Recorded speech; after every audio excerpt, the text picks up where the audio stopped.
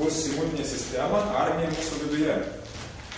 Ir šį kartą pasimokęs truputį iš praeito, supratau, kad negalima labai daug temų apimti, nes vis dėlto tada bėgam greitai ir čia šiek tiek, ir ten šiek tiek, ir manau, kad ir jums sunku įsiminti tiek daug informacijos vienam kartui. Todėl geriau, aš galvoju, geriau vieną temą paimti nuodugniau ją išnagrinėti, pasižiūrėti ir pamatyti tame, reiškia savo kažką naudingą, nei kad bėgioti per visas ir tokiu būdu daug informacijos jinai nepasilieka dažniausiai mūsų galvose. Taigi kalbėsim šiandien apie imuninę sistemą. Per imuninę sistemą mes pamatysim ir bendrai daug dalykų, sveikos gyvensenos dalykų, kurie labai stipriai didelę įtaką daro ne tik tai imuninė sistemai, bet ir bendrai mūsų sveikatai. Nes bet kuri mūsų organizmo sistema jinai neatsiejama nuo kitų. Tai yra ištisas, vientisas organizmas. Ir, žinot, man labai patinka Pauliaus palyginimas, apaštalo Pauliaus palyginimas laiške korintiečiams, pirmam laiške korintiečiams, 12 skyriuje, kuris lygina žmogaus organizmą, reiškia, su bažnyčia, tai yra su tikinčiųjų bendruomenė. Kad kiekvienas žmogus yra kaip kažkoks organas, kaip kažkoks tai to kūno narys, kuris užsiima tam tikrą veiklą. Ir iš tikrųjų visas organizmas, visas kūnas, jisai funkcionuoja labai darniai. Viskas yra labai gerai suderinta. Ir ačiū mūsų kūrėjai iš tikrųjų už tokį nuostabų kūną. Ir jeigu pasižiūrėsim ir į mūsų imuninę sistemą, jinai irgi yra viena iš organizmo sistemų, kuri praktiškai gina visą mūsų organizmą nuo įvairiausių svetimkūnių, įvairiausių, reiškia, svetimų kažkokių priešininkų, kurie nori mūsų organizmą vienaip ar kitaip, reiškia, paveikti, užkariauti. Ir mūsų organizmą galima palyginti netgi su valstybė kažkokia. Jeigu armija, ar ne, tai visada mums peršasi mintis, kad tai yra valstybė, kurioje yra kažkokia tai armija, kuri saugo tą valstybę. Taigi įsivaizduokit mūsų organizmą kaip Lietuva gal mažytė tokia, bet vis dėlto, pavadysim, sakysim, su Lietuva, sulyginti, ar ne? Tai yra kažkokia tai valstybė, kurios teritoriją, kurios saugumą, gerovę, tiek vidinę, tiek išorinę, reiškia, nuo išorinių invazijų saugo armija, mūsų imuninė sistema. Ir jinai valo praktiškai mūsų organizmą nuo visko, kas netyra. Įdomu, kad net šventam rašte yra paminėta apie tai, ir pats Jėzus užsiminė vienoje vietoje būtent apie tai, kas patenka į mūsų vidų ir kaip su tuo elgiasi mūsų organizmas. Aš jums pacituosiu vieną vietą, labai įdomią, Morkaus Evangeliją, 7 skyrius. Ten, žinot, iškilo toks ginčas, kai jo mokiniai valgė neplautomis rankomis, ar ne, maistą. Fariziejai iš karto prikišo, reiškia, kodėl jie taip elgėsi, kodėl jie taip nesilaiko, reiškia, tradicijų, ar ne, nenusiplauna rankų. Ir aišku, tuo metinėje žydų kultūroje tai rankų plovimas buvo visas ritualas. Tai ne taip, kaip mes dabar nueinam, muilu pasimuilinam, reiškia, nusiklojim rankas tam, kad neužsikrėstumėm. Ne, jie į tai žiūrėjo į tą būtent Dievo rekomendaciją duotą Mozės įstatymuose. Jie žiūrėjo jau kaip į kažkokį tai vos neišgelbėjimo klausimą, ar ne, jeigu nenusiplausi rankų, tai nebus išgelbėtas. Bet iš tikrųjų tai buvo tiesiog higienos reikalavimas, tam tikras patarimas Dievo, kad kiekvienas iš mūsų gyventų švariai, neužsikrėstų ir nesudarytų savo pildomų problemų gyvenime. Tačiau, reiškia, būtent tie rašto aiškintojai buvo visą tai iškreipę pakankamai ir Jėzus jiems davė labai aiškų nurodymą. Sako, nejaugi ir jūs nesuprantate, kai jau mokiniai paklausė, ką reiškia, kad suteršia mus ne tai, kas į mus į vidų patenka, bet tai, kas iš mūsų išeina. Ir jisai tada pasakė mokiniams, nejaugi ir jūs nesuprantate. Argi neaišku jums, kad visa, kas patenka į žmogų iš lauko, negali jo suteršti. Įsivaizduokit, viskas, kas patenka į mus, negali suteršti. Kodėl? Nes nepatenka į širdį. Į širdį tais laikais buvo manoma, reiškia, į smegenis, reiškia, į mūsų mąstymą. Tai yra į mūsų jausmus. Nepatenka į širdį, bet į vidurius. Ir išeina laukan ir taip išvalomas visas maistas. Taigi Taigi, iš tikrųjų, mūsų organizme, kaip jis ir pasakė, jau Dievas yra įdėjęs mechanizmus, kad visa, kas patenka į mūsų organizmą, būtų išvalyta. Kodėlgi mes užsikrečiam vis dėlto? Ir o šiandien kaip tik ir pakalbėsim apie tai, kad Dievo numatyta, kad pas mus apsauga veiktų, tačiau kažkodėl jinai nesuveikia vienu ar kitu momentu. Ir čia netgi jisai nurodo, kodėl jinai nesuveikia. Įdomu, iš tikrųjų, mes šventam rašte nemažai galim sveikatos rekomendacijų surasti. Taigi, kaip ir sakiau, tos mobiliosios pajėgos mūsų imuninė sistema, tai yra, reiškia, mobilios pajėgos, kurios valo mus nuo visko, kas netyra. Kasgi yra ta imuninė sistema? Tai maždaug 1 trilijonas baltųjų kraujo kūnelių. Įsivaizduokit skaičius. 1 iš 100 mūsų organizmo ląstelių yra imuninės sistemos ląstelė. Taigi, jeigu paimsim tokią Lietuvą, ar ne, 3 milijonai mūsų, tai paskaičiuojam kažkur tai apie 30 000 turėtų būti armija, jeigu atitiktų mūsų organizmo, reiškia, tas proporcijas. Turėtų maždaug tokia armija, kuri apsaugotų mus nuo priešų. Na, čia parodyti fagocitai. Matom nuotrauką, parodyta, reiškia, viena iš imuninės sistemos ląstelių, jų įvairių rūšių ten yra. Fagocitai, tai vadinami armijos pėstininkai, ar ne? Tai ta pagrindinė jėga armijos iš tikrųjų. Na ir jeigu šiandien pažiūrėsim armiją, kad ir, na, turbūt skaitot ir žiūrit žinias, ar ne, ir, pavyzdžiui, situacija tam pačiam, toj pačioj Libijoje. Tie sukilėliai tarsi ir turi galimybę, reiškia, kažką tai padaryti, nes jiem padeda tos koalicijos jėgos, aviacija, reiškia, raketos ir taip toliau, galinga jėga. Bet jie negali, nes jie neturi paruoštų pėstininkų. Tarsi aviacija viską lyg ir padaro, bet kai reikia toliau eiti armijai į priekį, stop, jie neturi paruoštų pajėgų, neturi rimtų pėstininkų, ar ne? Tai yra paruoštos armijos, būtent tos, atrodo, paprastos, netokios jau ir sudėtingos, ar ne, armijos sistemos kaip aviacija, laivynas, ten raketinės pajėgos, bet būtent pėstininkai tai tie, kurie užima teritoriją, kurie ją išvalo. Lygiai taip pat ir fagocitai, mūsų tos imuninės sistemos ląstelės, jos išvalo, suvalgo praktiškai kiekvieną svetimkūnį. Jeigu į organizmą patenka bakterija, virusas, fagocitas ją apgaubia ir sudoroja. Ir vienas fagocitas gali, reiškia, sudoroti panašiai apie 14 tokių bakterijų. Tai yra vidutiniškai kiek jisai ištempia, ne? Įsivaizduokit, jeigu į Lietuvos teritoriją įsiveržtų priešininkas, kuris viršyje mūsų armijos pajėgumą 10 kartų, ar ne? Tai jeigu mūsų armija būtų tokia pat efektyvi kaip mūsų imuninė sistema, tai mes apsigintumėm už 10 kartų stipresnio priešininko. Ir dar liktų, ar ne, nes 1 prieš 14, vienu žodžiu, vienas fagocitas gali 14, reiškia, priešininkų, 14 tų bakterijų, mikrobų suvalyti. Taigi tokį pajėgumą. Limfocitai, jų yra įvairių, B limfocitai, T limfocitai, jie turi įvairią paskirtį ir kaip matot, kad čia tos paskirtys surašytos, tai yra naikina ląsteles užkrėstas virusų. Vis dėlto pasitaiko taip, kad virusai prasiskverbia į mūsų organizmą. Ir jie kur prasiskverbia? Jie skverbiasi į ląstelės vidų, gilyn, į branduolį netgi, į DNR grandinę, ten kur mūsų genai.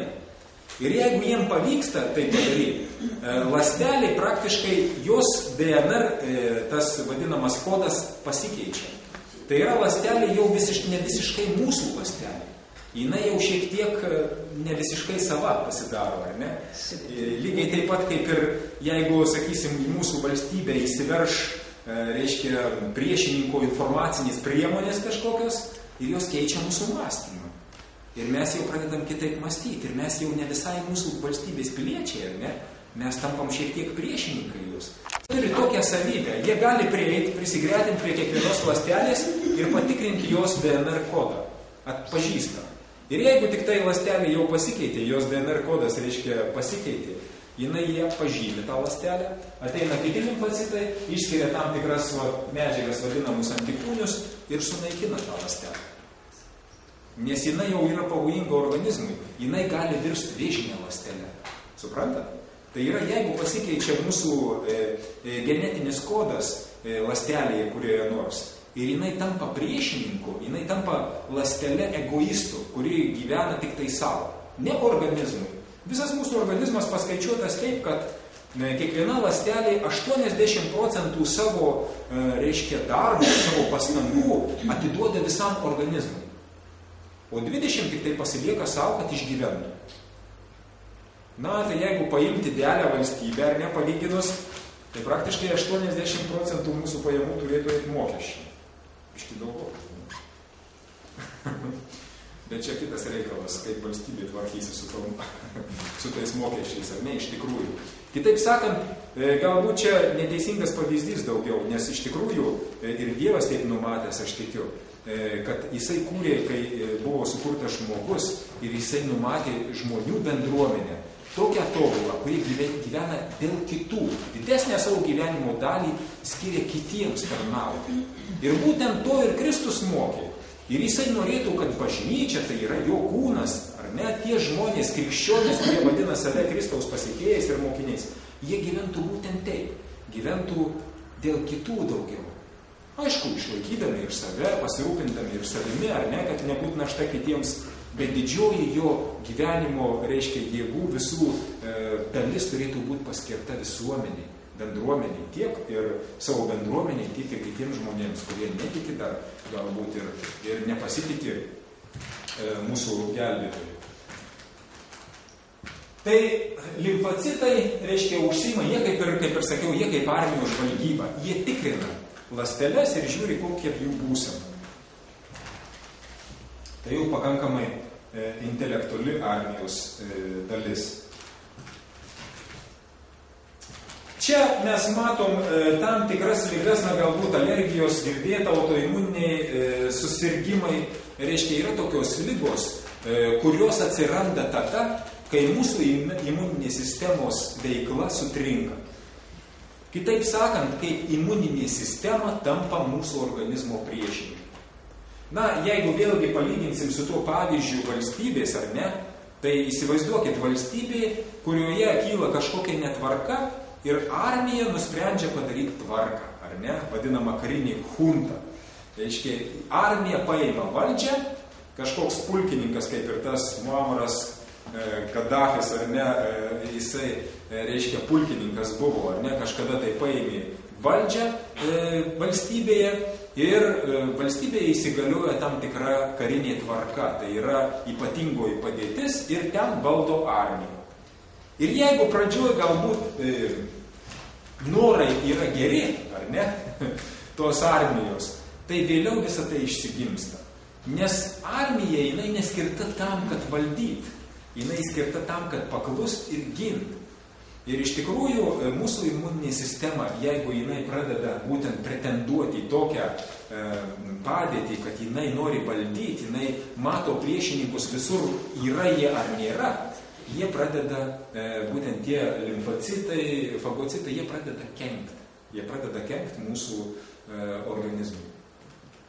Ir konkrečiai tai pasireiškia alergijom, pavyzdžiui, alergija, tai kai imuninė sistema neadekvačiai reaguoja į visiškai nekenksmingus dalykus. Dulkės, žiedadulkės, koks nors maisto produktas, atrodo visiškai normalus maisto produktas, bet kažkodėl reaguoja į baltymus esančius tame produkte ir jam imuniniai sistemai pasirodo, kad tie baltymai yra kažkokie tai kaip bakterijos, virusai, kurie gali kelt pavojų kažkokį organizmui ir pradeda kovoti. Ir tai pasireiškia įvairiom reakcijom. Tai yra mes įvairiai reaguojam, sakysim, ar tai mus pykina, ar tinsta, ar atsiranda, kaip slogos tokie požymiai, gleivės skiriasi, ašaros, įvairūs nemalonus pojūčiai, oda, dirgli pasidaro labai jautri ir taip toliau. Pasireiškia būtent tuo. Tai yra alerginės reakcijos atsiranda, išskiria būtent imuninė sistema tokia medžiaga histaminas, kuri ir sukelia šitos simptomus. Ir būtent šitos ligos, jų kilmė iki šiol negali, mokslininkai kol kas negali įvardinti. Yra įvairių versijų, kodėl būtent imuninė sistema elgiasi taip, kad jinai pradeda pult savo organizmo ląsteles. Konkrečiai, pavyzdžiui, reumatoidinis artritas, reiškia imuninės sistemos ląstelės, jos puola sąnarių ląsteles. Tai yra pradeda naikinti sąnarius. Ir tai iš tikrųjų baisi liga. Ir ją galima geriausiu atveju sulėtinti jos progresavimą, kiek iki šiol žinoma. Galima sulėtinti, galima netgi kažkiek ir pristabdyti. Bet vis dėlto visiškai išgydyti šitos ligos, kol kas bent nežinoma tokių atvejų. Kodėl būtent taip vyksta? Mokslininkai turi kelias versijas. Nėra kol kas tokių tyrimų, kurie būtų garantuoti, kad būtų ištirtas labai didelis skaičius žmonių ir atitinkamai, reiškia, būtų pamatytos tendencijos, kodėl.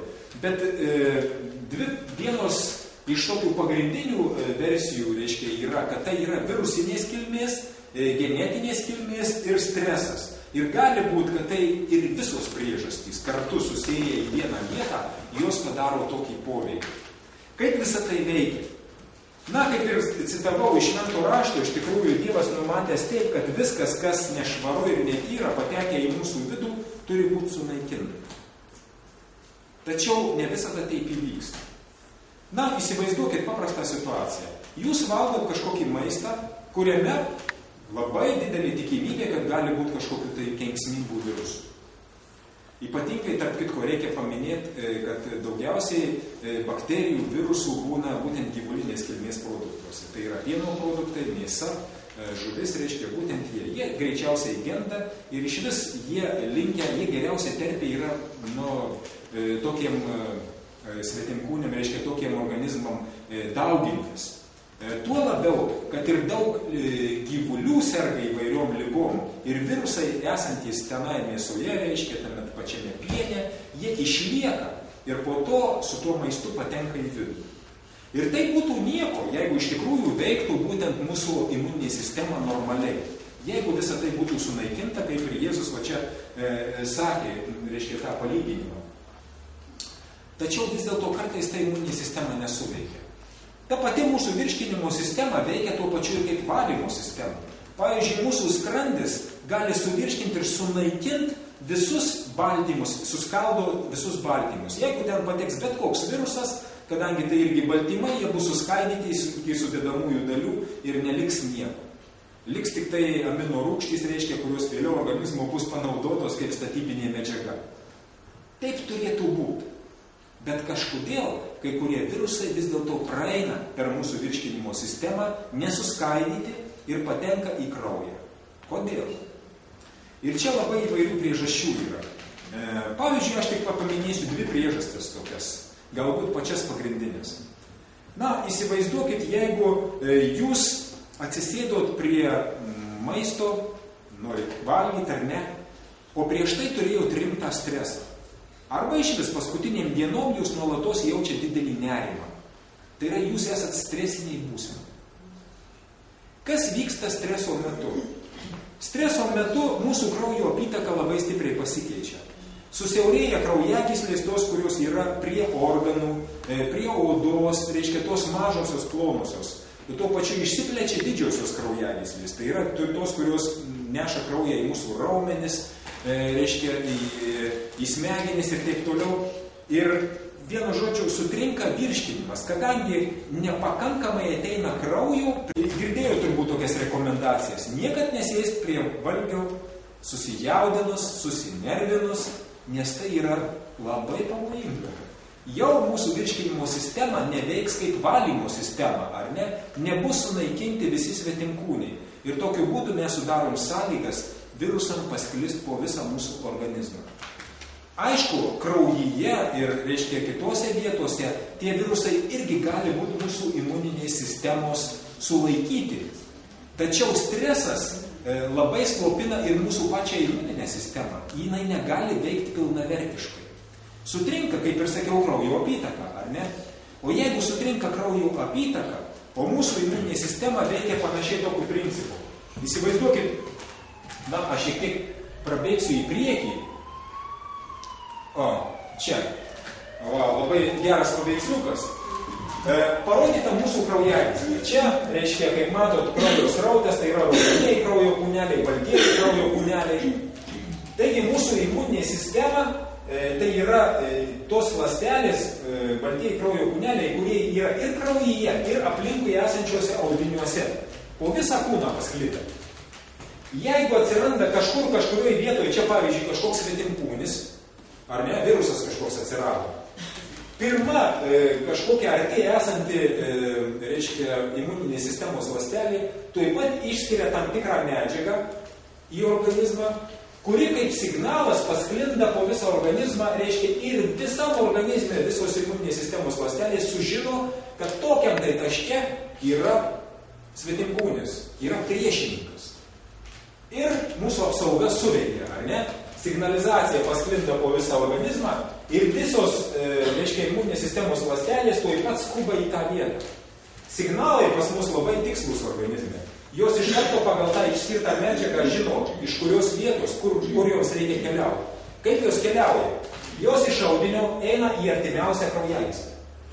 O kraujagyslė, tai kaip ir magistralė mūsų, ne, nuolatos juda kraujo srautas. Ir tuoj pat, kaip traukiniu, reiškia, atvyksta visos imuninės sistemos ląstelės į tą tašką, kur yra priešininkas.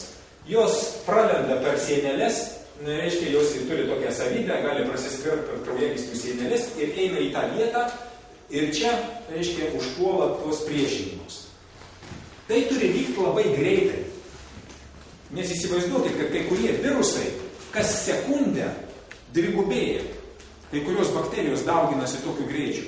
Nedaug tokių yra, bet didžioji dalis kažkur tai į minutę padvigubėja jų skaičius. Tai yra labai greitai besidauginančių. Tai yra, kaip vadina, jų inkubacinis periodas labai trumpas, ar ne? Jos labai greitai dauginasi. Vadinasi, viskas priklausys nuo to, kiek mūsų imuninė sistema yra operatyvi. Ir jeigu jinai suspėja laiku, priešininkas nespėja pasidauginti ir yra laiku sunaikinamas. Bet jeigu visą tai vyksta vangiai, jeigu pas mus stresas, kraujo apytaka susilpnėjus, ypatingai plonosiuose kraujagyslėse, negali imuninės sistemos ląstelės ateiti kitų kraujagyslių ir laiku suspėti tenai, prarandamas laikas. O laikas yra labai brangus. Būtent šitoj kovoje, ar ne, su tokiais svetimkūniais. Ir tokiu būdu imuninė sistema nespėja susitvarkyti. Ir tie virusai gali pasklisti ir įsiskverbti jau į ląstelių vidų. O tenai jau, norint sunaikinti tuos virusus, reikia naikinti ir visą ląstelę. Ir kas vyksta? Pavyzdžiui, yra virusų, kurie, reiškia, skverbiasi būtent į mūsų sąnarių ląsteles. Ir jeigu atsitinka taip, kad jie suspėja pakankamai jų ten daug į tas ląsteles prasiskverbti, imuninės sistemos ląstelės, jos tikrina, kaip ir sakiau, nuolatos visas mūsų ląsteles. Aha, svetima jau. Reiškia, ten genetinis kodas pasikeitė. Reikia tokią naikinti. Sunaikino. Gerai, jeigu taip. Atsistato, pas mus atsiranda naujos ląstelės užauga. Tačiau gali būti taip, kad ilgainiui imuninės sistemos ląstelė atrodys, kad jau visos sąnarių ląstelės yra priešininkai. Kadangi tenai buvo daugumoje iš jų yra virusai, ar ne, kaip ir sakiau, ta karinė chunta, ar ne, kaip jinai valdo. Aha, jeigu studentai dažniausiai kelia maištus, ką padarysim? Uždarysim visas aukštasias mokyklas. Tai yra tokie metodai, ar ne?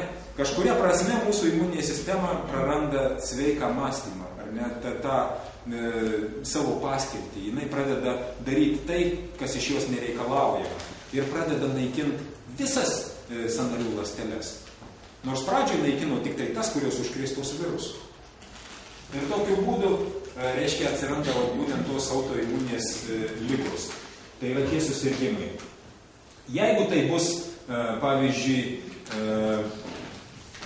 kasos beta ląstelės būtent bus užkrėstos tokiais virusais ir imuninė sistema pradės naikinti tas ląsteles, tai nebus kam gaminti insuliną ir atsiranda būtent tas pirmo tipo diabetas. Tai yra, kai nėra kam gaminti insuliną ir žmogus turi visą gyvenimą su švirkštu leistis insuliną ir būti priklausomas nuo to, kad galėtų ląstelės įsisavinti gliukozę.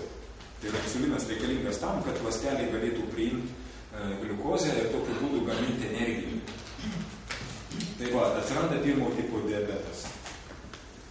Ir kitokių lygų yra, pavyzdžiui, išsėtinė sklerozė irgi yra. Ten naikinamos yra būtent imuninė sistema pradeda naikinti ląsteles, vadinama mielina, tai yra medžiaga, kuri apgaubia mūsų nervų sistemos nervinės ląsteles, tai yra neuronus mūsų. Ir tokiu būdu nervų sistema būna pažeista. Ir tai irgi baisi liga iš tikrųjų. Progresuoja pakankamai greitai palyginus ir labai įvairiai atsiliepia. Konkrečiai mano sesuo, pavyzdžiui, sirgo tą ligą ir jau prieš 3 metus mirusi.